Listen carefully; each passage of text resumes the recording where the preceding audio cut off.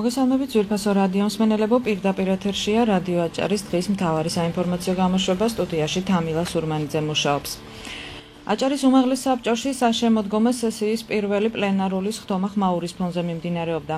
დეპუტატებმა დღეს ფინანსთა და ეკონომიკის მინისტრს მოусმინეს. კანონმდებლებს ძირითადად კითხვები მინისტრთან 2014 წლის ბიუჯეტის მეორე კვარტლის ხარჯვითი ნაწილის მხოლოდ 50%-იან შესრულებაზე ჰქონდათ. დავით ბალაძემ ანგარიში დეპუტატებს მოხსენების სახით გააცნო, რის შემდეგაც მათ კითხვებს უპასუხა. დავით ბალაძემ ბიუჯეტის ორი კვარტლის ხარჯვითი ნაწილის ნახევრად შესრულება მუნიციპალიტეტში ტენდერების ჩაშლითა და წინასაარჩევნო პერიოდით ახსნა. მინისტრის თქმით, ბიუჯეტი 115%-ით შესრულდა და შემოსავალი 2 მილიონი ლარითაა გაზრდილი. უწყების წარმომადგენლის მოხსენება, როგორც უმრავლესობამ, ასევე უმცირესობამ შეაფასა ბიუჯეტის ხარჯვით ნაწილში არსებული ხარვეზები მთავრობის უნარობის კიდევ ერთი მაგალითია. ასე შეაფასა მინისტრის გამოსვლა უმაღლესი საბჭოს ფრაქცია ერთიანი ნაციონალური მოძრაობის თავმჯდომარე რობერტ ჩხაიძემ. არგუმენტებს არადამაჯერებელი უწოდა საკანონმდებლო ორგანოს საფინანსო, საბიუჯეტო და ეკონომიკურ საკითხთა კომისიის თავმჯდომარე ალექსანდრე ჩიტიშვილმა 2014 წლის აჭარის ბიუჯეტის ორი კვარტლის შესრულების ცნობად მიღებას მხარი 19 დეპუტატმა დაუჭირა. საბჭომ დადგენილებაში შენიშვნებით ჩაწერა, რომელთა განხორციელება აჭარის მთავრობას დაევალა. იყო არჩევნები, აჭარის მთავრობამ ჩავარდნილ ტენდერებთან დაკავშირებით არ გამოიყენა პირდაპირ მიყიდვის ხელშეკრულების გაფორმება, შესაბამისად სამმაოდ გავითვალისწინებთ და აუცილებლად გავაფორმებთ ტენდერის ჩავარდნის შემთხვევაში პირდაპირ შესყიდვის ხელშეკრულებას, მაგრამ ვიმედოვნებ ამას შემდეგ ისე უმაღლეს საბჭოსგან კითხვები არ მოგვიყვება. მე ვერ დავარქმევავს მუნიციპალიტეტში კომპეტენციის დაბოლდონეს, ეს ვთქვათ, ჩვეულებრივი მომენტი არის, შეიძლება ითქვას ტენდერის ჩავარდნა, რაღაც იყო გარკვეული მოთხოვნები ხარისხიანი პროდუქტის მისაღებად, მაგრამ როდესაც მივხვდით, რომ ეს ბოლომდე ვერ გავიდა და რაღაც ეს მოთხოვნები შეამცირა მუნიციპალიტეტს. პირველი შენიშვნა ის, რომ ბიუჯეტი არასრულად არის დაგეგმილი, მეორე ხარჯვითი ნაწილი, რასაც ადრე ვისაც გვაკრიტიკებდნენ ჩვენ 50.5% არის აფიქსირებული თანხა. მაშინ როცა რეგიონში უამრავი პრობლემა არის, ვერ ითვისებენ თანხას, ამას პირდაპირ სიტყვა ქვია, რომელსაც ჩვენ ხშირად ვიმეორებთ მთავრობის უნარო. ბიუჯეტში აქვს ფული და ვერ ხარჯავს. ისევე როგორც წლის დასაწყისში დაგვდა უზარმაზარი ნაშთი, ანალოგიური სიტუაცია იქნება წლის ბოლოს აჭარის ბიუჯეტში. ვფიქრობ, ვიყავი ძალიან კრიტიკული, რაც შეეხება მინისტრის გამოხმას. როგორც ხდება ხოლმე შეუულებრივი არის თავის მართლების პოზიცია, ჩვენ თვითონ თავის მართლების პოზიცია არ უშველის იმას, რომ ბიუჯეტი შესრულდეს. ბატონო დავით ბალაძემ, როგორც შეუულებრივად, წინა შემთხვევაში, ეხლა დაიწყო საუბარი მიზეზებზე, ჩვენ ვთქვით, რომ ბიუჯეტი არის კანონი, მიზეზები არ დაილევა, მიზეზები არ უნდა არსებობდეს კანონის შესრულებას. შენიშვნები ჩვენ მქონდა 2 წლის განმავლობაში, უბრალოდ შენიშვნები ასე ღიად არ გამოხონდა, ვფიქრობ, რომ ჩვენ დავაშავეთ, რომ ღიად ადრე არ გამოხონდა შენიშვნა. მინისტრსა და დეპუტატებს შორის კითხვა-პასუხის რეჟიმი ხმაურის ფონზე მიმდინარეობდა. უმაღლესი საბჭოს ადამიანის უფლებათა დაცვის კომისიის თავმჯდომარემ აჭარის ფინანსთა და ეკონომიკის მინისტრი კორუფციაში დაადანაშაულა და გასაჯაროვებული არგუმენტები კიდევ ერთხელ შეახსენა. მედია ვასაძის განცხადებით, ბრალდებები მთავრობის მიმართ უსაფუძვლო არ არის და შესაბამისი უწყებები ამ მიმართულებით უკვე მუშაობენ. როგორც დეპუტატი აცხადებს, მორატორიუმის დასრულების შემდეგ აჭარის მთავრობის წინააღმდეგ დანარჩენი ფაქტების გასაჯაროვებას აპირებს. დღესვე უმაღლესი საბჭოს ჯანდაცვის და სოციალური საკითხების კომისიის თავმჯდომარემ დავით ბალაძემ ეთერში გაკეთებულ კომენტართან დაკავშირებით ბოდიშის მოხდა თხოვა. ჯემალ ფუტკარაძის განცხადებით, პირდაპირ ეთერში მინისტრმა უმაღლესი საბჭოს დეპუტატებს არაკომპეტენტურები, გაუნათლებლები უწოდა და ისინი დემაგოგიაში დაადანაშაულა. იმ შემთხვევაში, თუ ბრალდებები დამტკიცდება, მზად ვარ პასუხი ვაგო, განაცხადა ფინანსთა და ეკონომიკის მინისტრმა. რაც შეეხება მისი მხრიდან ბოდიშის მოხდას, დავით ბალაძე ამბობს, რომ დეპუტატებმა მას კორუფციაში დადანაშაულების გამო უნდა მოუხადონ ბოდიში. კორუფციის ფაქტი არის გასაჯაროებული, დაველოდოთ ახლა რა სიტყვის შესაბამისად. დაწყებულია გარკვეული მოძრაობები ამ მიმართულებით. მან გააჟღერა საინფორმაციო გამოშვებაში დრო, უმაღლესი საბჭოს დეპუტატები დაადანაშაულა დემაგოგიაში, არაკომპეტენტურობაში, უცოდინარობაში და ინვესტორების შეგნებულად მოშორებაში. თვლიდი, რომ ეს იყო თითოეული დეპუტატის შეურაცხყოფა და მე ვთხოვე მინისტრს, რომ დაეკონკრეტებინა თუ ვინ ყავდა მხედველობაში, ტკივნეულათა შეურაცხყოფილად მივიღე ჩემი კოლეგების მიმართ გამოთქმული მინისტრის არაკორექტული გამონათქვამები და ჩავთვალე, რომ აჭარის მთავრობაში მინისტრი, რომელიც ასეთი ტონით, ასეთი რიტორიკით ესაუბრება უმაღლეს საბჭოს და დეპუტაციას, ეს ჩვენთვის მიუღებელია და ამან კიდევ ერთხელ დამარწმუნა, რომ აჭარის ავტონომიური რესპუბლიკის მთავრობაში სასწრაფოდ არის განსახორციელებელი ღონისძიებები, რომ მთავრობას ასეთი შემადგენლობით, ასეთი წარმომადგენლობით არ შეუძლია რეგიონის სრულფასოვანი მართვა. მე თქვენთან ერთად დიდი მოლოდინით ველოდები, როდის იქნება ეს ფაქტები გასაჯაროებული არა მარტო სამართალ დამცველებისთვის, არამედ იმ ადამიანებისთვის, ვინც არჩევანი გააკეთა ამ ადამიანებში, რომელსაც ძალიან დიდი ინტერესი აქვთ, არის თუ არა აჭარის მთავრობა კორუფციაში ჩართული. რაც შეეხება არგუმენტებს, თქვენ ჩვენთან ერთად მოისმინეთ ელექტრონული აუქციონის ფორმით რეზერვუარის გაცემა ყოფილა კორუფციაში ჩართული. მე ვცდილობდი ბოდიშის მოხდას კორუფციასთან დაკავშირებით. ბრალდებები ფუჭი დაუსაბუთებელი და სამართლებრივად არასწორია მოვლენები კი ლოგიკურ დასასრულამდე მივიდა. განცხადება რეგიონის პირველმა პირმა გააკეთა და უმაღლესი საბჭოს დეპუტატის მედია ვასაძის განცხადებებს გამოეხმაურა. არჩილ ხაბაძე ამბობს, რომ საქმეები პროკურატურაშია გადაგზავნილი, ვასაძეს კი პასუხშესაბამისი ორგანოები გასცემენ.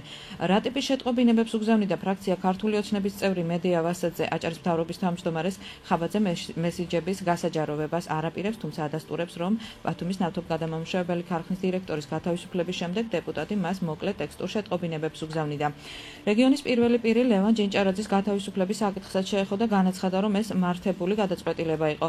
რაც შეეხება მისი წარმომადგენლის შეთავაზებას ჯინჭარაძის მაღლა ანაზღაურებად სამსახურში გადაყვანის შესახებ, ხაბაძემ ფაქტი დაადასტურა და აღნიშნა, რომ ეს მხოლოდ იმ შემთხვევაში მოხდებოდა, თუ დირექტორის ბრალეულობა არ დადასტურდებოდა. ნავთობგადამამუშავებელი ქარხნის საკითხები მთლიანად აუდიტის დასკვნის ჩათვლით ყველაფერი გადაგზავნილია პროკურატურაში. გარდა იმისა, რომ პროკურატურა შეისწავლის, ჩვენ დაინტერესებული ვართ, რომ ამ კითხვას პასუხი გაეცეს. მე არ ვაპირებ ამ ბრალდებებზე მე პირადად რომ პასუხი გავცე ქალბატონობას გასცემს შესაბამისი სამსახურები. მე ერთი წამით უკან არ ვიხევ ის რაც იქ განხორციელდა და ვთვლიდი რომ არასწორად მოხდა საქმიანობა მენეჯმენტის კუთხიდან ქარხანაში მისი მოღვაწეობა კომპანიაში მისი მოღვაწეობა შეფასდა უარყოფითად ჩვენ გადავწყვეტთ რომ ის უნდა გაგვეშვა და ეს იყო ღირსი. ამაში ვიქნებოდი მე შეუპოვარი, მაგრამ რადგანაც ჩათვალა ქალბატონმა მედიამ რომ ეს იყო მისი ოჯახის შეურაცხყოფა, მისი პირადი შეურაცხყოფა და ის არ იმსახურება მანამდე, მე შევთავაზე გონივრული ვადა და თუ ის არ დადასტურდებოდა მისი მაზლის დანაშაულები და ხარვეზები, რაც ჰქონდა მას ბოლო წელიწადნახევრის განმავლობაში, ჩვენ მზად ვიყავით რომ უფრო მაღალ ანაზღაურებად სამსახურზე მიგვიღო. უმაღლესი საბჭოს დეპუტატი მედია ვასაძე მიმოწერასთან დაკავშირებით გაკეთებულ განცხადებას გამოეხმაურა. ის ამბობს, რომ არჩილ ხაბაძესთან მიმოწერა მხოლოდ ერთხელ ჰქონდა და ის გზავნილი შენახული აქვს. საჭიროების შემთხვევაში კი გაასაჯაროვებს. ყველა მესიჯი მაქვს შენახული, რომელიც გაუგზავნე, ასეთი მესიჯი მქონდა ერთხელ და თუ ის ამ მესიჯს არ გამოაქვეყნებს, მხოლოდ იმიტომ, რომ მის ინტერესებში არ შედგება. ხარვეზები არის, მაგრამ როცა მისი გამოსწორება საკადრო ცვლილებებით დაიწყე, გარკვეული ნაწილისთვის სწორედ ეს გახდა მიუღებელი, აცხადებს არჩილ ხაბაძე. ის აჭარის მთავრობის მუშაობას დადებითად აფასებს, ფიქრობს, რომ ბოლო პერიოდში განვითარებული მოვლენების შემდეგ მთავრობის მუშაობაში ზედმეტ ჩარევას ადგილი აღარ იქნება. რეგიონის პირველი პირის თქმით, მთავრობამ და საკანონმდებლო ორგანომ თავიანთი საქმეები უნდა აკეთონ. რაც შეეხება ეგრეთ წოდებულ მურმან-დუმბაძის გუნდს, არჩილ ხაბაძის განცხადებით, ეს ფორმულირება ამ დრომდე მისთვის მიუღებელი იყო, თუმცა ადასტურებს, რომ მსჯელობა და დისკუსია სხვადასხვა თემაზე ყოველთვის არსებობდა. რეგიონის პირველი პირი პოლიტსაბჭოს გადაწყვეტილებას აჭარის უმაღლესი საბჭოს დეპუტატებისათვის საყვედურის გამოცხადების შესახებ მართებულს უწოდებს. როცა დავიწყე ამ პრობლემების მოგვარება საკადრო ცვლილებებით, ეს უფრო მიუღებელი დარჩა და თავის პოზიციებში, არგუმენტებში, თუნდაც ლოგიკურად ეწინააღმდეგება ერთმანეთს რამდენიმე, ფაქტი, ერთი რომ თურმე საკადრო პოლიტიკას არ ამართლებს, მაგრამ სუსტი რგოლების ცვლილებას და გამაგრებას ეწინააღმდეგება, მაგრამ მუშაობას მთავრობისას ეფექტურად არ მიიჩნევს. ამიტომ ეს ორი უკიდურესობაა და ამას ბრძოლას ვერ დავარქმევ. ყოველთვის იყო დისკუსია, ყოველთვის იყო მსჯელობა, მაგრამ ამას ჰქონდა ციკლური ხასიათი. ბოლო პერიოდიდან მიღებული გადაწყვეტილებით, რომ მთავრობამ თავის საქმე უნდა აკეთოს და საკანონმდებლო ორგანომ თავის საქმე, თუმცა ეს ფუნქციები რაც აქვს მონიტორინგის და კონტროლის, ის უნდა შეასრულოს. აჭარის მთავრობის თავმჯდომარეს ერთი თვის წინ გათავისუფლებული კადრების შემცვლელები ჯერ არ დაუსახელებია. რეორგანიზაციის გაჭიანურებას არჩილ ხაბაძე უმაღლეს საბჭოსა და მთავრობას შორის არსებულ დაპირისპირებას უკავშირებს. ხაბაძე ირწმუნება, რომ ახალ თანამდებობის პირებს მომდევნო კვირაში დაასახელებს. ბათუმის ყოფილი მერი ქონების დაბრუნებას ითხოვს. დღეს გამართულ ბრიფინგზე ასლან სმირბამ განაცხადა, რომ გამა პლუსის ხელმძღვანელმა ოთარ დაბრუნდაშვილმა ადეიშვილისა და უგულავას ჩარევით მისგან ბათუმში რესტორანის სანაპირო მინიმალურ ფასად გადაიბარა. მან შესაბამისი მოთხოვნით განცხადება პროკურატურაშიც შეიტანა. დღევანდელ ბრიფინგზე ასლან სმირბამ კომენტარი მურმან დუმბაძესთან დაკავშირებითაც გააკეთა. ბოლო 25 წლის განმავლობაში მურმან დუმბაძის ორი აგური აგურზე დადობილი მე არ დამინახავს ასდასვეტად. მურმან დუმბაძეს აქვს თევზის ბასეინები მის საკუთრებაში. მურმან დუმბაძეს ყავს ქედის გამგებელი დანიშნული დუმბაძე. მურმან დუმბაძეს ყავს დანიშნული მისი ცოლის და მურმან დუმბაძეს ყავს დანიშნული ყველა დუმბაძეები ესენი კი არ გაკეთებულა. ხელვაჩეურის გამგეობაში სტრუქტურული რეორგანიზაცია დაიწყო. საკრებულოს წევრებმა დღეს ახალი საშტატო ნუსხა დაამტკიცეს. საკითხის განხილვა ხმაურის ფონზე მიმდინარეობდა. დეპუტატების მხრიდან აზრთა სხვადასხვაობა გამგეობის საშტატო ნუსხაში ახალი საზოგადოებასთან ურთიერთობის განყოფილების შექმნას მოჰყვა, რომელშიც 5 შტატია გათვალისწინებული. გამგეობაში 127 თანამშრომელი იქნება, 81-დან 37-მდე შემცირდა სოფლებში რწმუნებულების რაოდენობა. საკითხს მხარი ოპოზიციამ არ დაუჭირა. დადგენილების პროექტის წინააღმდეგ კი 8 დეპუტატი და მათ შორის ქართული ოცნების წევრი გურამ დუმბაძე წავიდა. საპრემიო პოლიტიკა ხელვაჩაურში თანამშრომლებისათვის და მათ შორის საკრებულოს თავმჯდომარისა და გამგებლებისთვის ფინანსური წახალისების საკითხ სპეციალური კომისია განიხილავს. პრემიის გაცემის წესი დღეს ხდომაზე დაამტკიცეს. გადაწყვეტილებას მხარი ოპოზიციამ არ დაუჭირა. დეპუტატებმა დღის წესრიგით გათვალისწინებული 18 საკითხი განიხილეს, მათ შორის საკრებულოს წევრის უფლებამოსილების განხორციელებასთან დაკავშირებით ხარჯების ზრდა, თუმცა ხდომის დაწყების წინ სადეპუტატო სარგოს საკითხის განხილვა თავმჯდომარის ინიციატივით რამდენიმე თვით გადაიდო. განვაგრძობთ გამოშვებას. საფეხბურთო გუნდი მაჭახელა ადგილობრივი ბიუჯეტიდან დაფინანსდება. ხელვაჩეურის განმგებლის განცხადებით კლუბს დამატებით 120,000 ლარი გადაეცემა. თანხა კი ტენდერების ეკონომიის ხარჯზე გამოიყოფა. საკითხი საკრებულოს დასამტკიცებლად მომდევნოს ხდომაზე წარედგინება. აქცია გაიმართა ხულოში. ბათუმი ახალციხის გზის 92 კილომეტრზე ადგილობრივები შეიკრიბნენ და თურქული კომპანიის მიერ წარმოებული გზის სარეაბილიტაციო სამუშაოების შეჩერება მოითხოვეს. მოსახლეობა ამბობს, რომ კომპანია სამუშაოების გაგრძელების საშუალებას იმ შემთხვევაში მისცემენ, თუ საგზაო დეპარტამენტი მათთან წერილობით ხელშეკრულებას გააფორმებს და კომპეტენციის გადახდის ვალდებულებას აიღებს. მოსახლეობის თქმით, სტიქიის შედეგად დაზარალებულ გზაზე გაბიონების მშენებლობა 6 თვის წინ დაიწყო და სამუშაოები მალევე შეჩერდა. ახლა კი გზის სარეაბილიტაციო მონაკვეთზე თურქულმა კომპანიამ განაახლა. ადგილობრივი ხელისუფლება მოსახლეობა საგზაო დეპარტამენტთან შუამდგომლობას პირდება. სახალხო დამცველი ქობულეთში მუსლიმანების წინააღმდეგ მომხდარ ფაქტთან დაკავშირებით განცხადებას ავრცელებს და აღნიშნავს რელიგიურ შეუწყნარებლობად აფასებს. უჩანანუაშვილი მიიჩნევს, რომ ქობულეთში მიმდინარე მოვლენები რელიგიური შეუწყნარებლობის განსაკუთრებით საგანგაშო გამოხატულებაა. სახალხო დამცველი მიიჩნევს, რომ არსებულ ვითარებაში მხარეთა შორის სიტუაციის განმუხტვისთვის დიალოგით შემოფარგლა საკმარისპირობას არ წარმოადგენს. სახალხო დამცველის რწმუნებული აკვირდება და სწავლობს ქობულეთში განვითარებულ მოვლენებს. ქობულეთში ლერმონტოვის 13 ნომერში ადგილობრივების მშვიდობიანი აქცია გრძელდება. მოსახლეობა აცხადებს, რომ წინააღმდეგი არ არიან მოზარდებმა განათლება მიიღონ, თუმცა განმარტავენ, რომ კონკრეტულ მისამართზე რელიგიური სასწავლებლის გახსნის აუცილებლობა არ დგას. ადგილობრივები ხელისუფლების მხრიდან საკითხისადმი გულგრილ დამოკიდებულებაზე საუბრობენ. მათი თქმით, ამ დრომდე ქობულეთში მოსახლეობასთან შესახვედრად ხელისუფლების წარმომადგენლები არ მისულან. ქობულეთში მომხდარ ინციდენტში მონაწილე მხარეებს შორის შეხვედრა შედგა, თუმცა კონკრეტული გადაწყვეტილება ვერ მიიღეს. არჩილ ხაბაძე ამბობს, რომ რამდენიმე ვარიანტი განიხილება. გადაწყვეტილების მიღებამდე კი მართლმადიდებელი და მუსლიმი მრევლის არგუმენტები უნდა გაითვალისწინონ. აჭარის მთავრობის თავმჯდომარე აცხადებს, რომ მომხდარ ინციდენტის უკან მესამე ძალა დგას, რომელმაც პროვოცირება მოახდინა. მაგიდასთან გადმოინაცვლეს მხარეებმა და ამას კოორდინაცია და მედიატორობა გაუწია მე პირადად. იყო რამდენიმე ვერსია.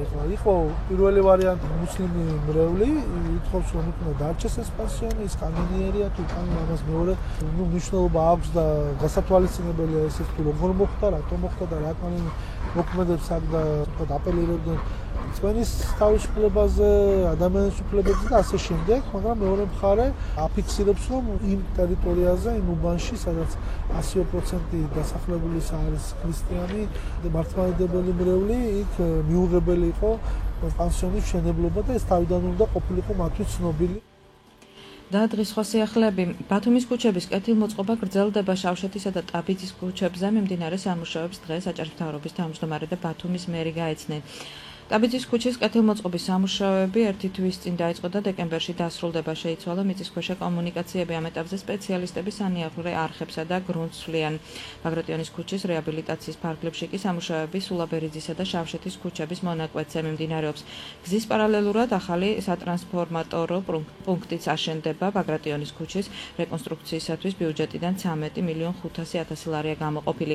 სამუშაოებს ტენდერში გამარჯვებული კომპანია გზა ასრულებს. აჭარის მთავრობის თავმჯდომარის თქმით, პროექტი მნიშვნელოვანია და რამდენიმე თვეში მოსახლეობა კეთილმოწყობილი და მოსფალტებული გზით ისარგებლებს. ბათუმის მერი გიორგი ერმაკოვი კი აცხადებს, რომ ქუჩების რეაბილიტაციისათვის მიმდინარე წელს ქალაქის ბიუჯეტიდან 25 მილიონი ლარია გამოყოფილი. პირველი ეტაპი ჩატარდა ტენდერისა KFS პროექტის ფარგლებში, რაც გულისხმობს ჭაობის, გარადობის, ბონისა და ბენზინის მიდამოების რეაბილიტაციის, წყლისა და წყალვარდნილების პროექტის. შესაბამისად, ერთი წლის თავზე გოგოლის ქუჩის ბოლომდე KFS პროექტის განხორციელება და პლუს მერე ბაგრატიონის ქუჩაზე ასფალტის გადაგების პროცესი დასრულდება და ჩვენ გვექნება ერთი წლის თავზე შემოვლითი გზა მაღალი გამოვლობის მანქანით. ხდება ასფალტირება ქუჩის, ბაზალტის ბორდიურებით მოწყობა, ტროტუარების და პლუს დამატებით სიახლეები იქნება, მიწისქვეშა კონტეინერები იქნება, განთავსებული სამკურნალოვანი, უფრო მოცულობით დიდი და ახალი, რომელსაც ქალაქში დამონტაჟება, აღარ გვექნება მიწისზე და ბუნკერები ეგრეთ წოდებული სანავე იქნება ჩამონტაჟებული შიგ. სადაზღვევო კომპანია ალდაგის წარმომადგენლები მეციტრუსე ფერმერებს ხვდებიან და ციტრუსის მოსავლის დაზღვევის პირობებს აცნობენ. დამზღვევი ვალდებულია პოლიცით გათვალისწინებული სადაზღვევო პრემიის ნაწილი სადაზღვევო პოლიცის გაცემისთანავე გადაიხადოს. პრემიის დარჩენილი ნაწილის გადახდა სააგენტო უზრუნველყოფს. ერთ დამზღვევზე გადასახდელი სადაზღვევო პრემიის თანადაფინანსების თანხა არ უნდა აღემატებოდეს 30.000, ხოლო სასოფლო-სამეურნეო კოოპერატივებზე 50.000 ლარს. 1 ტონა მანდარინის დაზღვევა ფერმერს მხოლოდ 2 ლარ-ნახევარი უჯდება, 2-დან 5 ლარამდე დაუჯდება. პრემიის დანარჩენ ნაწილს სახელმწიფო ანაზღაურებს. პროექტის ბიუჯეტი 5 მილიონი ლარია. აგროდაზღვევის საპილოტო პროგრამის განხორციელება 1 სექტემბრიდან დაიწყო და 1 წლის განმავლობაში გაგრძელდება. დემოკრატიული ჩართულობის ცენტრში შეხვედრას აჭარის სოფლის მეურნეობის მინისტრის მოადგილე იოსებ აბულაძე, ალდაგის წარმომადგენლები და მეციტრუსე ფერმერები ესწრებიან. აგროდაზღვევა ხდება სასოფლო-სამეურნეო კულტურების სუბსიდირებას ხორციელდება 70%-დან შეშეფრთხილად 95%-მდე, რომლის თანადაფინანსებას ახდენს სახელმწიფო და დამზღვევის იგივე ფერმერს ეკნება შესაძლებლობა, რომ 0.5%-დან გარკვეული შკალების მიხედვით გადაიხადოს დაზღვევის პროცენტები. ეს არის საპილოტო პროგრამა, რომელიც მოქმედებს 1 სექტემბრიდან მომავალი წლის 1 სექტემბრამდე და გამოყოფილი არის ბიუჯეტის სახით 5 მილიონამდე ლარი. აჭარაში ეს არის 5 მილიონი საერთო საპილოტო პროგრამაში გამოყოფილი ბიუჯეტი. აჭარაში ამჟამად მიმდინარეობს ამ ეტაპზე დაზღვევა ხდება ციტრუსის ბაღების. დღეს სადაზღვევო კომპანია ალდაგი ხდება ფერმერებს, ეხება დეტალურად საუბარი თუ როგორ იქნება დაზღვევა, რა პირობები იქნება და ის კითხვები რაც ეხნებათ ფერმერებს ამომწურავად გასცემს პასუხს კომპანიის წარმომადგენლები. C ჰეპატიტის სკრინინგი და დიაგნოსტირების პროგრამის პრეზენტაცია დღეს ბათუმის მერიაში გაიმართა. პროგრამა გაფართოვდა და მასში ჩართვა უკვე ნებისმიერ მოქალაქეს შეუძლია. 16 წელს ზემოთ 2000 მოქალაქეს C ჰეპატიტზე ძვირადღირებული გამოკვლევების უფასოდ ჩატარების საშუალება მიეცემა, მათ შორის ღვიძლის ფუნქციური კვლევები, ანტისხეულების განსაზღვრა, დიაგნოსტიკური კვლევა გენოტიპის განსაზღვრისათვის. პროგრამისთვის თვითმმართველობის ბიუჯეტიდან 194.353 ლარია გამოყოფილი. მსოფლიოში C ჰეპატიტით 185 მილიონი ადამიანია ინფიცირებული, საქართველოში კი მათი რიცხვი 200.000 აჭარბებს. სტატისტიკა რეგიონში მზარდია, ამიტომ მედიკოსები მოსახლეობას პროგრამაში ჩართვისკენ მოუწოდებენ. მერის ჯანმრთელობისა და სოციალური დაცვის სამსახურის უფროსის მოადგილე მარინა რუხაძის განცხადებით, გადამწყვეტი მნიშვნელობა დროულ დიაგნოსტიკას ენიჭება, რაც სწრაფ გამოჯამრთელებას ხელს უწყობს. გამოკვლევები ბათუმის ინფექციურ საავადმყოფოში ტარდება. მოთხოვნების შედეგად არასამთავრობო ორგანიზაციების და თვითონ პროგრამის გლობალურიდან გამომდინარე გათვალისწინებული იქნა ესა შევიდა ცვლილება პროგრამაში და ეხლა უკვე 16 წლის ასაკից ზემოთ ყველა ბათუმელს შეუძლია ამ პროგრამის სარგებლობა. შეუძლია ადამიანს ძვირადღირებული დიაგნოსტიკური კვლევები, რომელიც დაახლოებით 1000 ლარამდე არის, ეგ რასაც მერია თავაზობს მოსახლეობას უფასოდ და უკვე შემდეგ თავისუფლად შეუძლია რომ ჩართული იქნას მკურნალობის პროგრამაში.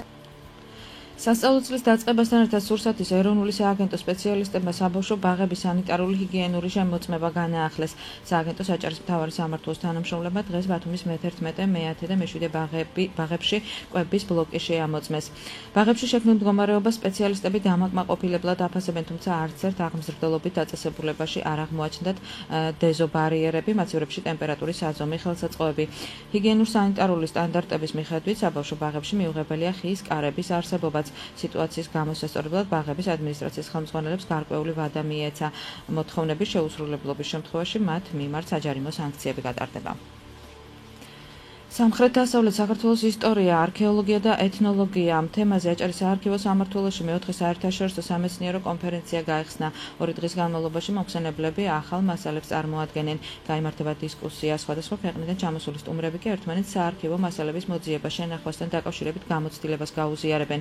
კონფერენციაში ქართველ მეცნიერებთან ერთად რუსეთის, თურქეთის, უკრაინის და ბელარუსის წარმომადგენლებიც მონაწილეობენ. თურქმა მეცნიერებმა იქ მცხოვრები ქართველების ყოფა ცხოვრებისა და ეთნოგრაფიის სამსახველი მასალები წარმოადგინეს. კონფერენცია აჭარის საარქივო სამმართველოს დირექტორმა გახსნა. მაკა ივანიშვილმა სამეცნიერო კონფერენციის მნიშვნელობაზე გაამახვილა ყურადღება.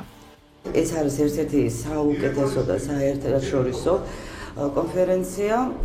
იგეგმება სამომავლოდ გეგმები, მეცნიერული მუშაობები ტარდება და რა თქმა უნდა დღევანდელ დღეს კიდევ ერთი მასალა შემოგვემატა. ერთ-ერთმა მკვლევარმა და სტუმარმა გვაჩუქა. მისასალმებელია რომ თურქეთის საქართველოსთან ჩვენებურების ყოფის და კულტურის საკითხები წარმოადგენს ჩვენებურებმა ბატონმა გურამ ხიმშიაშვილმა და მონურ გულთექინმა. ჩვენი კონფერენციის მუშაობაში მონაწილეობას იღებენ ბელორუსი და უკრაინელი, ასევე ბულგარელი სტუმრები. კონფერენცია გამორჩეული არის იმ თვალსაზრისითაც, რომ სამხრეთ-დასავლეთ საქართველოს ისტორიის, არქეოლოგიის და ეთნოლოგიის საკითხებს ეხება და ბუნებრივია, რომ ასეთი კონფერენციების დროს ხდება მეცნიერული არხთა გაცვლა-გამოცვლა და ამავე დროს საარქივო გამოცდილების ურთიერთგაზიარება. რომაული ხელოვნება და ცივილიზაცია ანტიკური ხანის საერთო ენა.